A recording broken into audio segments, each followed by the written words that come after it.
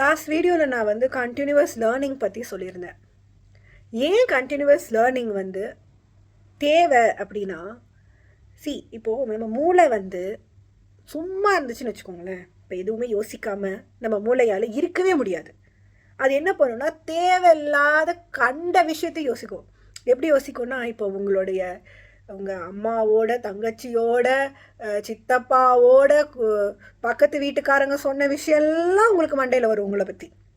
அதுவே நீங்கள் ஏதோ ஒரு விஷயத்தை புதுசாக கற்றுக்குறீங்க, அதை அப்டேட் பண்ணிக்கிறீங்க, உங்களை சுற்றி நீங்கள் உங்களை இம்ப்ரூவ் பண்ணுறதுக்கே நீங்கள் ஃபோக்கஸ் பண்ணிட்டு இருந்தீங்களா, உங்களை பற்றி இந்த காசிப் பேசுகிறவங்க, உங்களை பற்றி தப்பாக பேசுகிறவங்க, உங்களை சுற்றி உங்களை சும்மா நோண்டிகிட்டே இருக்கிறவங்களுடைய எந்த விஷயமே உங்கள் காதுக்கே வராது.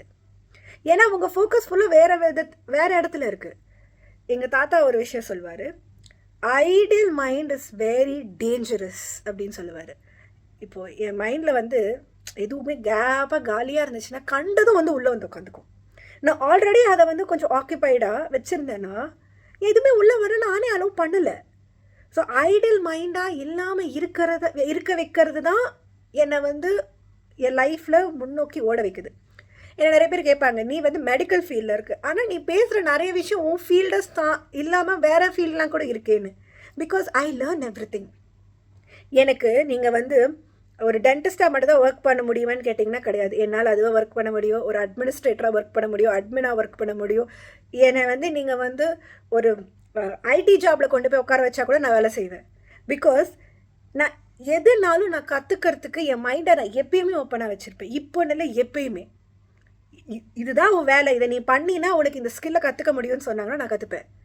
எனக்கு வந்து நான் கோடிங் கற்றுக்கிறேன்.